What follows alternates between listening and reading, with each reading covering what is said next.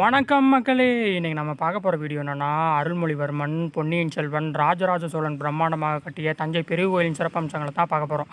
தஞ்சை பெரிய கோயில் உலக அதிசயங்களில் ஏன் இடம்பெறலின்னு பல உலகத்தமிழரும் கேள்வி இருக்கும். அது உள்நாட்டு சரியோ வெளிநாட்டு சரியோ, உலகத்தமிழர்கள் அனைத்து நிறுவனத்திலையுமே இடம் பிடித்த தஞ்சை பெரிய கோயிலின் சிறப்பம்சங்களை அங்கே உள்ள ஒரு கைடு மூலியமாக ஒரு நண்பர் எனக்கு ஃபேஸ்புக்கில் பகிரப்பட்ட வீடியோ தான் இது. ஃபுல் டீட்டெயிலாக அவர் ஃபுல்லாக சொல்லியிருக்காரு.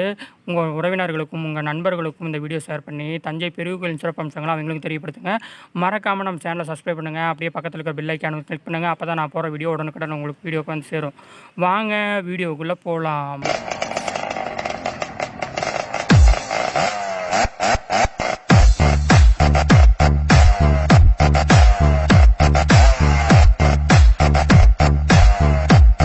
வணக்கம், என்னுடைய பெயர் செல்வம்.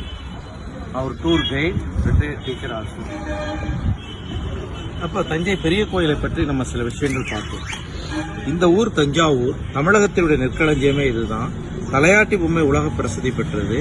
டான்சிங் டால், வீணைகள் பிறந்த இடம் இதுதான். தஞ்சாவூர் பஞ்சலோக மூர்த்தி, தஞ்சாவூர் பெயிண்டிங், தஞ்சாவூர் கலைத்தட்டு, இதுக்கெல்லாம் பேர் போன ஒரு இடம் தஞ்சாவூர். நல்ல தமிழ் கேட்கணும்னா இங்கே தான் கேட்க முடியும். வரலாறுன்னு எடுத்துக்கிட்டீங்கன்னா 6ஆவது நூற்றாண்டுல நமக்கு கிடைச்சிருக்கு. 6 பல்லவர்கள், 7 முத்துராயர்கள், 8 சோழர்கள், 850 1279, கிட்டத்தட்ட 430 இயர்ஸ் பவர்ஃபுல் கிங்டமா இருந்திருக்காங்க. 13 பாண்டியன், மதுரையிலிருந்து ஆட்சி புரியலாம். 16 நாயக், ஸ்ரீ கிருஷ்ணதேவராயரும் ஃபாலோவர்ஸ், 18 மராட்டா, பிரிட்டிஷ்கார். இவர்களால் ஆளப்பட்டதுதான் தஞ்சை மாநகரம். இதுதான் தஞ்சையினுடைய வரலாறு. சோழ வம்சம்னு எடுத்துக்கிட்டோம்னா விஜயாலய சோழன் தான் முத்துராயர்கள்ட்ட ஆட்சி. அவன் தொடர்ந்து வர்றவங்க பாருங்க, ஆதித்தன், பராந்தகன், கண்டாராதித்தன், அரிஞ்சேயன், சுந்தரச்சோழன், ஆதித்த கரிகாலன், பராந்தக உத்தம சோழன், ராஜராஜன், ராஜேந்திர சோழன். இதுதான் சோழர்களுடைய வரலாறு. இப்போ இந்த கோயில் கூறுவோம். இந்த கோயில் 2+1+6 3 எண்களை கூட்டுங்க 9 வந்துடும். இங்க எல்லாமே 9 அடிப்படையை வச்சுதான் செஞ்சிருக்கிறோம். 13 அடுக்குகள் இருக்கு. பெயிண்டிங்கே கிடையாது. ஒரிஜினல் கெமிக்கலை பயன்படுத்தி கிளீன் பண்ணுவாங்க. Reddish colour, nature of stone is reddish colour. இதோட இன்னர் வியூ பாத்தீங்கன்னா ரொம்ப ஆச்சரியப்படுது. இதுதான் இந்த விமானத்துடைய இன்னர் வியூ. விமானம்ங்கிறது ஒரு சான்ஸ்கிரிட் வார்த்தை. இது கடவுளுடைய ஆகாய விமானம். கீழே இறங்கி நம்ம பிளஸ் பண்றாரு. 2 walls supported at 1 level. Foundation 6 feet. உள்ள பாருங்க ஒரு ஹாலோ ஸ்பேஸ். ஆமா, அதுதான் ஹாலோ ஸ்பேஸ். அப்ப உள்ள ஹாலோ ஸ்பேஸ். சார், பெரிய லிங்கம், உலகத்திலே மிகப்பெரிய லிங்கம் இந்த லிங்கம். இத கதவுலயே எடுத்துட்டு போக முடியாது. முதல்ல லிங்கத்தை வைக்கிறோம், அதுக்கப்புறம் இந்த விமானத்தை செய்யறோம். எப்படிங்கிறத டீட்டெயிலா சொல்றேன் பாருங்க, அப்பதான் உங்களுக்கு புரியும்.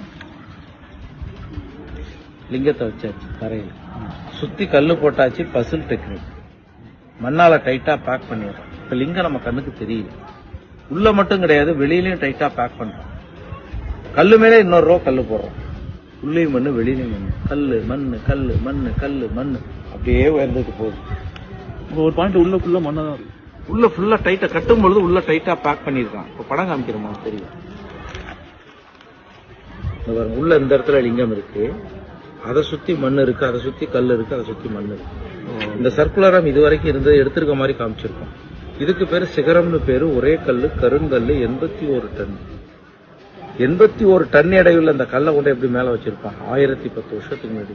இன்ஜினியர் கிடையாது, மிஷினரி கிடையாது, ரோடு கிடையாது.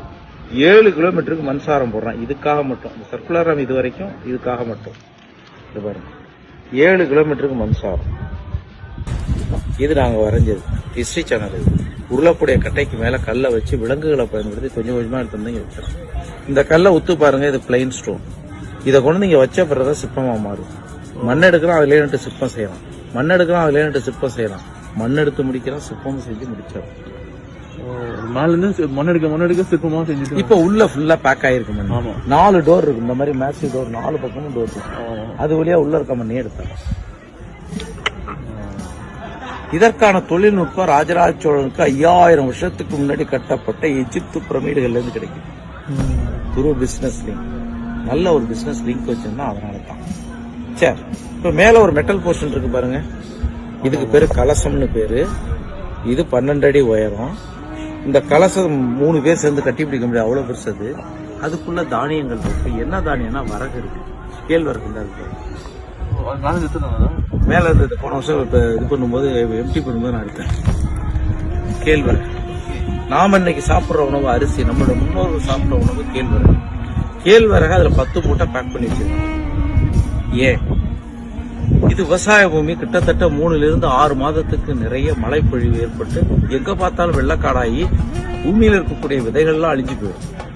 அப்ப உயரத்துல இருக்கக்கூடிய விதை இருக்கு பாருங்க, அந்த இருக்கு, அது ஒண்ணுமே ஆகாது, பத்திரமா இருக்கும். அந்த விதைகளை எடுத்துட்டு வந்து கல்டிவேட் பண்ணுங்க, ஒரு காரணம். 2வது, உள்ள இருக்கக்கூடிய இந்த வரகு விதைகள் 12 வருஷம் வரைக்கும் உயிரோட இருக்கும்.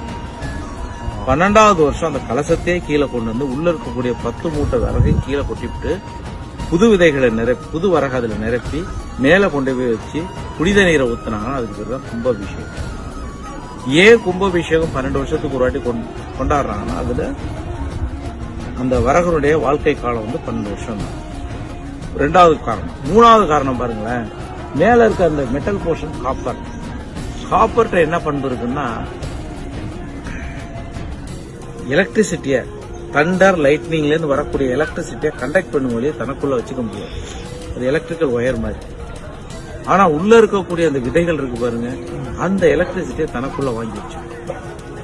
அதனால என்ன ஆகும்னா, சுற்று வட்டாரத்தில் ஒரு 100 கிலோமீட்டருக்கு இடி மின்னலால் மனிதர்களுக்கு எந்த பாதிப்பும் ஏற்படாது. 3 முக்கிய காரணங்களால அதை செஞ்சு வச்சிருக்கோம். எல்லாமே நம்மளோட ஃபோர் ஃபாதர் நம்மளுடைய ஃபியூச்சரை நினைச்சுதான் செஞ்சிருக்காங்க. இந்த கோயிலுக்கு கீழே மிகப்பெரிய ஒரு பாதாள அறை ஒன்று இருக்கு, அண்டர் கிரவுண்ட். அதுல செல்வம் இருக்கு. அந்த செல்வத்தை பாதுகாக்கக்கூடிய இந்த அமைப்புக்கு பேர் திருச்சுற்று மாளிகைன்னு பேரு. பாக்குறதுக்கு ஒரு கோட்டை கொத்தளமா இருக்கு. இது ஏன் கோட்டை கொத்தளமா இருக்குன்னா, செல்வம் உள்ள இருக்கு. இந்த இருக்கு, இதான் அந்த அண்டர் கிரவுண்ட் பார்க்கணும். அனந்த பத்மநாப சுவாமி கேரளா மாதிரி, இது இங்கதான் செல்வம் இருக்கு. எங்கெங்கெல்லாம் ராஜராஜ சோழன் போய் வெற்றி பெறானோ அங்க இருக்கக்கூடிய செல்வத்தை கொண்டு வந்து அரண்மனையில வைக்கல, இங்கதான் வச்சிருக்கோம் கோயிலுக்கு. எங்கெங்கெல்லாம் அவன் ட்ரேடர் வியாபாரம் செஞ்சானோ அங்கிருந்து கிடைக்கக்கூடிய செல்வத்தை கொண்டு இங்கதான் வச்சிருக்கான். எப்பப்பெல்லாம் மனிதனுக்கு, குடிமக்களுக்கு சுனாமி மாதிரியோ நேச்சுரல் கிளாமிட்டிஸ்னாலேயோ கஷ்டம் ஏற்பட்டு, பண கஷ்டம் ஏற்பட்டு, சாப்பாட்டு வழி இல்லாம இருக்கப்போ இங்க இருக்கக்கூடிய செல்வத்தை எடுத்து மக்களுக்கு செலவு பண்ணுறாங்க. போக ஆரம்பிச்சிட்டாங்க. யாரும் போக முடியாது, மோடி கூட போக முடியாது. உள்ள கர்ப்பகுடி வழியா தான் உள்ள போகணும் சார். அதை பாதுகாக்கிறதுக்கு இருக்கக்கூடிய இந்த அமைப்புக்கு பேர் தான் திருச்சுற்று மாளிகைன்னு பேரு. ராஜராஜ சோழன் தான் செய்யறான் இந்த திருச்சுற்று மாளிகை. உள்ள இருக்கக்கூடிய செல்வத்தை பாதுகாக்கக்கூடிய, இதுக்கு பின்னாடி ஒரு அகழி ஒண்ணு இருக்கு, வரும்போது பார்த்துருக்கீங்க. தண்ணீர் விட்டு குரொக்கடைல், ஹார்ம்ஃபுல் ஸ்னேக்ஸ் எல்லாம் விட்டு வளர்த்துட்டு இருப்பாங்க. ஹைலி ப்ரொடெக்டட் பிளேஸ், யாருமே உள்ள வந்துட முடியாது. நம்பர் 9ங்கிறது தெய்வீக எண். எல்லாமே 9 அடிப்படையாக செஞ்சிருக்கான். 216 அடி உயரம், 2 + 1 + 6 கூட்டிங்கன்னா 9 வந்துடும். இங்க எல்லாமே 9 அடிப்படையாக செஞ்சிருக்கிறான். 1008 நந்தி இருக்கு பாருங்க, சுத்தி 1008. 252 லிங்கம் உள்ள இருக்கு. 2529 லிங்கம் பாத்தீங்கன்னா 13, கீழே ஒரு 5, மொத்தம் 18. 1 + 8 9. நாம வாழக்கூடிய உலகம் நவகிரகம், நவதானியம், நவரசம், நவரத்னம், நவத்வாரம் உடம்பு எல்லாமே 9. ஏன்னா இயற்கையே 9. இந்த சின்ன கோயில் ஒருத்தர் ஏறி நிற்கிறார், அது இது வந்து சவுத். எல்லா சிவன் கோயிலும் ஈஸ்ட் ஃபேசிங். இந்த பகுதி வந்து சவுத்து. இந்த சவுத்துல பாத்தீங்கன்னா தட்சிணாமூர்த்தி இருப்பார். தக்ஷானாலே சவுத். இவருடைய கை பாத்தீங்கன்னா இப்படி இருக்கும், தட்சிணாமூர்த்தியோட கை இப்படி. இதுக்கு பேர் சின்முத்திரைன்னு பேரு. ஒரு நல்ல தத்துவம் இருக்கு. இது கடவுள், இது மனித உயிர். இது 3 கெட்டவன். ஆணவம், மாயை, கண்மம். ஆணவம், மாயை, கண்மத்தோட இந்த உயிர் இணைஞ்சிருந்தா கடவுள் முழுக்க தூரத்துக்கு போயிடுவார். இந்த உயிர் இந்த 3 கெட்டவைகளை விட்டு வந்துட்டா கடவுளும் மனித உயிரும் ஒன்னாயிடுவாங்க. இதுதான் மோட்சம், நிர்வாணம், லிபரேஷன். இந்த கோயில் இருக்கு பாருங்க, 18வது நூற்றாண்டு மராட்டா மன்னர் சரபோஜி டூனால கட்டப்பட்டது இந்த கோயில். ஆமா சார், லேட் ட்ரெடிஷன். 18வது நூற்றாண்டு. இவரை எப்படி ஒர்ஷிப் பண்ணுங்கிறது ஒரு முறை நான் யோகால கத்திருக்கிறேன். அதுக்கு பேர் சூப்பர் பிரெயின் யோகான்னு. அது என்ன சூப்பர் பிரெயின் யோகா? அந்த சாமி கும்பிடுறது. ஆமா, பிள்ளையார் எப்படி கும்பிடுறது? கணேசர். லெப்ட் ஹேண்ட் தம்போ கட்டவல் வெளில இருக்கணும், ரைட் ஹேண்ட் தம்போ கட்டவல் வெளில இருக்கணும். நாக்க மடைக்கு மேல தொட்டுக்கணும். வாயை மூடிட்டு கீழே உட்காரும் போது காத்தை இன்ஹேல் பண்ணணும். எந்திரிக்கும் போது காத்தை வெளியிடணும், எக்ஸேல். 7 டைம்ஸ் செய்யணும். இதுக்கு பேரு சூப்பர் பிரெயின் யோகா. சும்மா ஒரு 3 முறை செஞ்சு காமிக்கிறேன் பாரு.